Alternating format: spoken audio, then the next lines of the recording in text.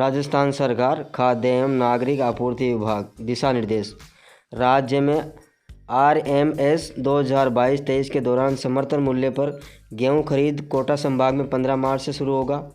वह शेष जिलों में 1 अप्रैल से 10 जून 2022 तक ये प्रक्रिया चलेगी और भारत सरकार के निर्देशानुसार राज्य में समर्थन मूल्य पर गेहूं खरीद का कार्य ऑनलाइन माध्यम से किया जाना है एवं इस हेतु राजस्थान सरकार द्वारा ऑनलाइन पोर्टल विकसित किया गया है। इस पोर्टल का लिंक खाद्य विभाग की ऑफिशियल वेबसाइट food.raj.nic.in पर उपलब्ध है, जो कि गेहूं खरीद हेतु किसान रजिस्ट्रेशन इस नाम से उपलब्ध हैं। पंजीयन की व्यवस्था, यहाँ पर पंजीयन की क्या व्यवस्था की गई है, तो यहाँ पर पंजीयन की व्यवस्था राज्य के किसान गेहूं विक्रय हेतु 15 मार्च 2022 से प्रातः 7 बजे से सायं 7 बजे तक पंजीयन करवा सकेंगे। किसान द्वारा पंजीयन स्वयं जाकर या अन्य माध्यम से पोर्टल पर पंजीयन करवाया जा सकेगा। किसान पंजीकरण प्रक्रिया की जानकारी आगे परिशिष्ट ऐप पर उपलब्ध है, आगे हम देखेंगे। पंजीयन हेतु आवश्यक दस्तावेज। पंजीयन के समय निम्न दस्तावेज आवश्यक होंगे: पहचान संबंधी दस्तावेज, भूमि संबंधी दस्तावेज और बैंक संबंधी दस्तावेज। तो यहाँ पर पहचान संबंधी दस्तावेज, जनाधार कार्ड अनिवार्य है। जनाधार कार्ड में अंकित नामों में से किसी भी नाम से पंजीयन करवाया जा सकेगा। जिस नाम से गिरदावरी होगी उसी के नाम का पंजीयन मान्य होगा। भूमि संबंधी दस्तावेज में देखेंगे पटवारी द्वारा जारी की गई मूल गिरदावरी मान्य होगी और किराए की भूमि या फिर रेंट पर ली हुई भूमि या फिर बटाईदार भूमि है या फिर अनुबंध पर ली हुई भूमि है, तो उसमें भी उसी स्थिति में भूमि मालिक का जनाधार चाहिए और माह जिसमें बटाई का एग्रीमेंट हुआ है एवं रेंट एग्रीमेंट की प्रति। बैंक संबंधी दस्तावेज, बैंक पासबुक की प्रति। किसानों को उनकी उपज के समर्थन मूल्य का भुगतान उनके खाते में किया जाएगा। इसके लिए बैंक पासबुक की प्रति आवश्यक है।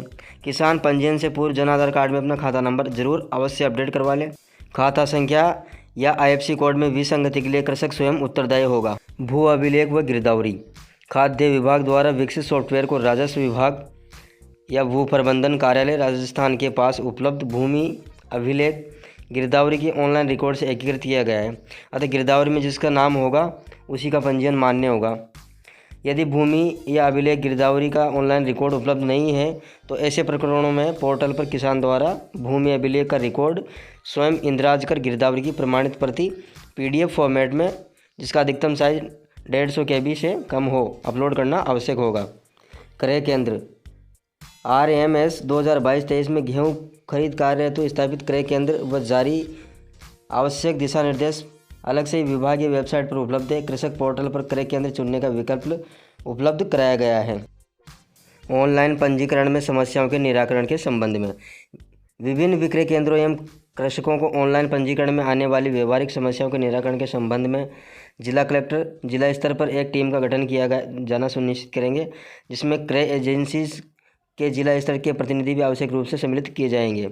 अन्य किसान को पंजीकरण की दिनांक के आधार पर सॉफ्टवेयर द्वारा वरीयता क्रम में तुलाई दिनांक एवं उससे खरीद की जाने वाली मात्रा संबंधित केंद्र पर लाने बाबत पंजीकृत मोबाइल नंबर पर SMS के माध्यम से सूचित किया जाएगा।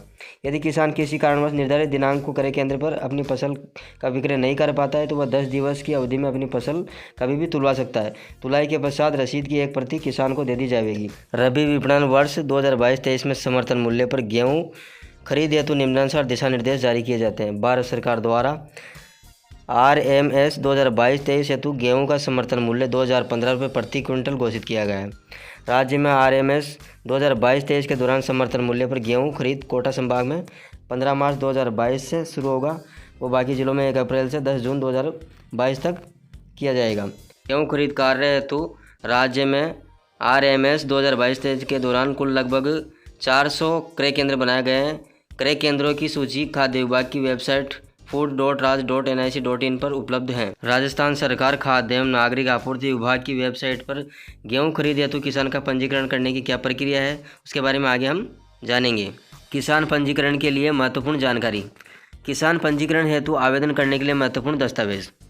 सबसे पहला है किसान का अपना जनाधार कार्ड, दूसरा है बैंक पासबुक, तीसरा किराए की भूमि, बटाईदार, अनुबंध भूमि, भूमि मालिक का जनाधार, माह जिसमें बटाई या एग्रीमेंट हुआ है या रेंट एग्रीमेंट की कॉपी। यह PDF फॉर्मेट में अपलोड होगी और 150 KB से कम साइज़ में अपलोड होगी।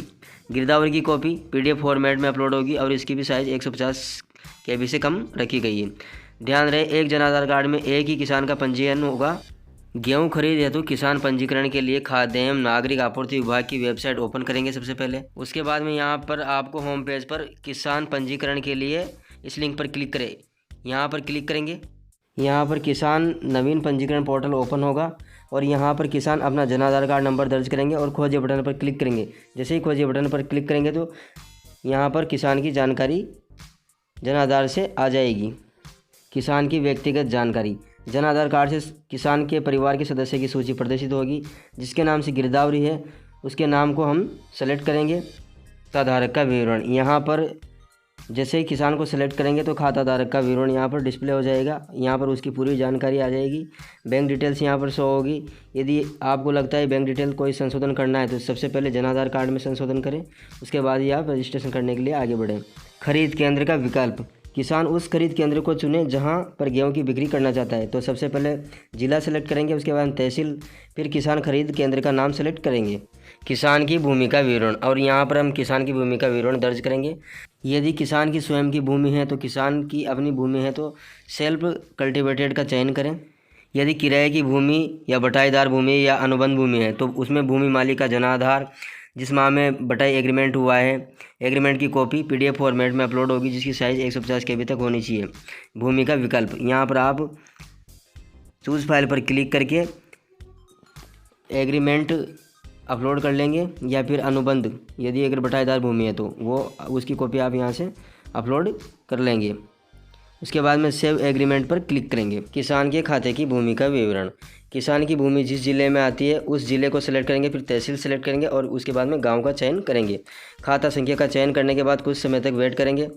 जिस खाता संख्या का चयन किया है उसमें किसान के खाते की भूमि मालिक का नाम, पिता का नाम, संबंध, हिस्सा और हिस्से का परसेंटेज प्रदर्शित होगा। किसान के खाते की भूमि का विवरण, एक या एक से अधिक भूमि का विवरण जोड़ने के बाद आप खरीद केंद्र नहीं बदल सकेंगे। भूमि मालिक के नाम पर क्लिक करेंगे। उसके बाद कृषक के हिस्से का बुआई क्षेत्र हेक्टेयर में जो गिरदावरी में अंकित है, किसान द्वारा अधिकतम लाई जाने वाली मात्रा क्विंटल में दर्ज करेंगे। उसके बाद गिरदावरी की कॉपी अपलोड करेंगे PDF फॉर्मेट में, जिसकी साइज 150 KB तक होनी चाहिए। भूमि विवरण को जोड़ें, एक या एक से अधिक भूमि विवरण को जोड़ सकते हैं आप। यहाँ भूमि विवरण जोड़ें, यहाँ पर क्लिक करेंगे। भूमि विवरण को जोड़ने के बाद भूमि विवरण का रिकॉर्ड नीचे प्रदर्शित होगा। इसके बाद किसान अपने रजिस्ट्रेशन को सेव बटन पर क्लिक करेंगे। जैसे ही रिकॉर्ड सेव करें यहाँ पर क्लिक करेंगे तो आगे कुछ इस तरह का पेज डिस्प्ले होगा। किसान के पंजीकृत मोबाइल नंबर पर एक SMS प्राप्त हो जाएगा और गेहूं MSP खरीद के लिए आपका पंजीकरण नंबर और बैंक खाता नंबर सफलतापूर्वक दर्ज हो गया है। इस तरह का आपको यहाँ पर मैसेज दिखाई देने लगेगा।